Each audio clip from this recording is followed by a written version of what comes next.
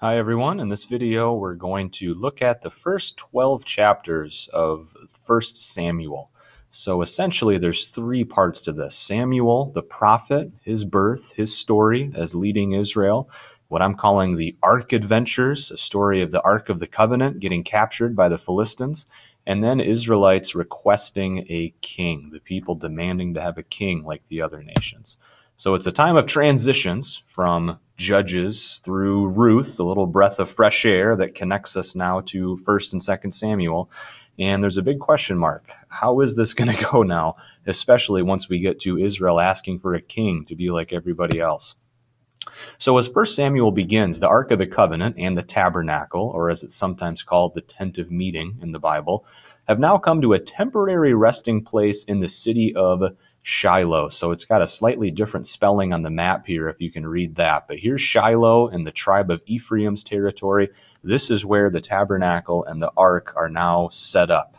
And Eli, a man named Eli, and his sons Hophni and Phinehas serve as priests there at Shiloh. Now, before we get a little bit more into Eli and Hophni and Phinehas, Samuel's birth is foretold right as 1 Samuel begins in chapter 1. So Samuel's mother is named Hannah, and Hannah is barren, like we've seen many other times in the Old Testament thus far, a pretty common theme. She begs God to give her a son. If he does, she promises to dedicate him back to God to serve him.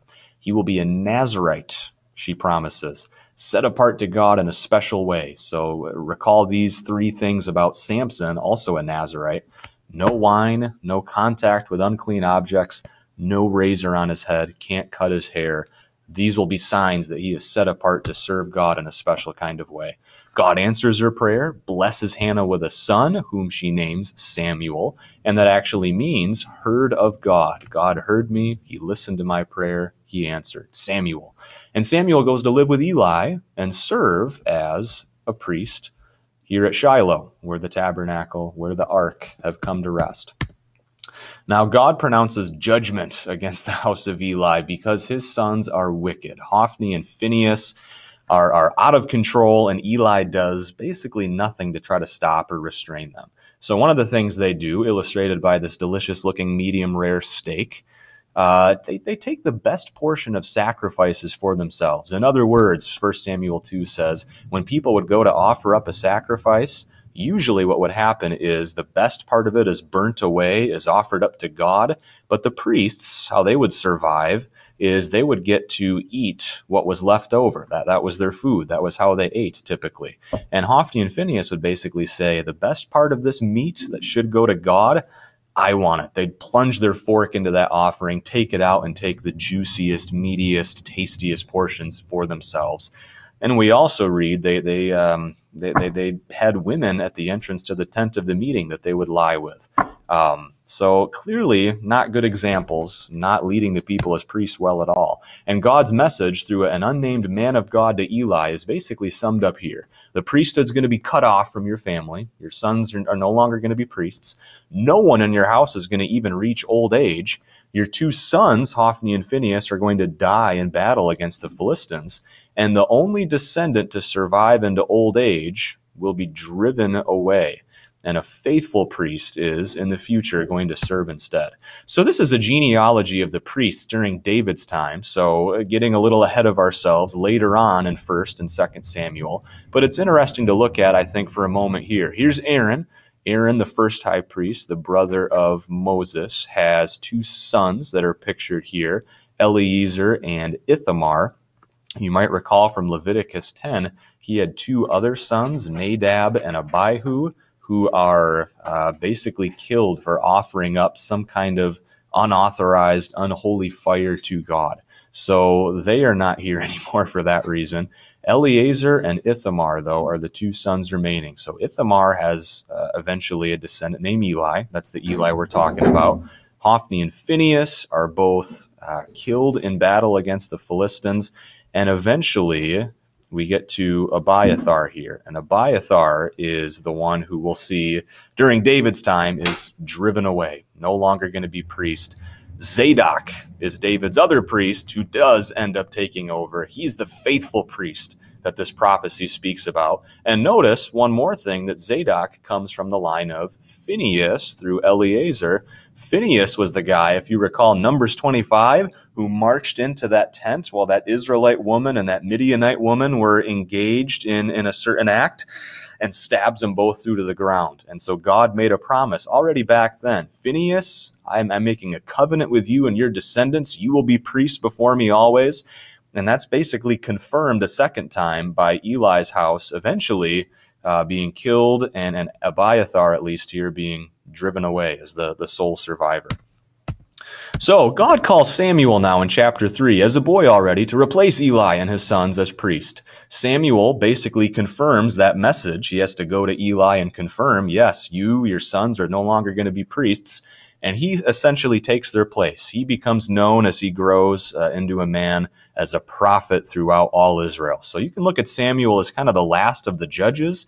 He's certainly a prophet, also a priest, kind of a multifaceted kind of role that Samuel takes on. Chapters 4 through 6, the Israelites are defeated by the Philistines in battle, just like that man of God had prophesied to Eli. His 2 sons are killed for their wickedness, and the Ark of the Covenant is captured and taken into Philistine territory. So here's Philistia, bordering along the Mediterranean here, territory that the Israelites were not able to completely claim during the conquest of Joshua. Good news, though, Yahweh basically battles Dagon. Remember, Dagon was the god that the Philistines worshipped, that Samson pulled down the temple of. So a little while later in the Israelite story, the Philistines have captured the ark. They take it to, must have been some kind of new temple, new sanctuary for Dagon. And there's an interesting story that happens there that shows Yahweh basically battling him before the ark is taken back home. Israel asks for a king, our third section here then, our third and final section. So Samuel does end up leading himself. Samuel leads the Israelites to initial victories, some early victories against the Philistines. And this is why this stone is set up here. 1 Samuel 7, after they win a big victory, Samuel sets up what's called an Ebenezer stone. Ebenezer basically means stone of help. This far God has helped us, he says. So this is where, and come thou fount of every blessing, if you know that song, comes, here I raise my Ebenezer, hither by thy help I've come, right? But despite that, the Israelites demand a king. Samuel's not enough. We don't want just a prophet, just a priest, no longer any kind of judge, but a king to unify us against our enemies. And so the Lord allows Samuel to anoint a king, although both God and Samuel are against it. God in particular feels rejected. He was supposed to be their king. And the Israelites are basically saying, you're not good enough. We want to be like everybody else around us. So Saul ends up getting anointed as the first king, and we'll look more at the story of Saul together in class. Saul, though, a couple of quick things about him. He's from the tribe of Benjamin, first of all, and because of that, he's surprised that he has been chosen to become king. He's also, we're told in chapter 9, handsome and a head taller than anyone else in Israel. So these movie depictions, some of which we'll look at, that show Saul as not that great looking of a guy, not necessarily a whole lot taller than everybody else, kind of fail to do justice to this part of the Bible's description of Saul. Handsome guy, taller than everybody else, somebody who commanded by his physical presence authority. So Saul is anointed by Samuel, and then he's proclaimed by king over here in Gilgal, right on the Jordan, and his headquarters, you could say, his capital city ends up being here in Gibeah, which is part of the tribe of Benjamin. So all of this orange here is Israelite territory. Now, just compare a couple of these maps a moment. Notice how Saul's actual kingdom, in orange here, is quite a bit smaller than the land that we saw in this map that had been divided up among all of the tribes in the second half of the book of Joshua, right? The land they were supposed to occupy and conquer and possess, a whole lot bigger than the kingdom of Saul, and that's because, as we saw in Joshua, and especially Judges, they did not succeed in driving out all of the Canaanites. So to wrap up, as Samuel says farewell, stepping down from his role, you will realize what an evil thing you did by asking for a king. Remember, though, just like Moses warns as he says farewell, and Joshua, remember to serve the Lord faithfully, or you and your king will perish.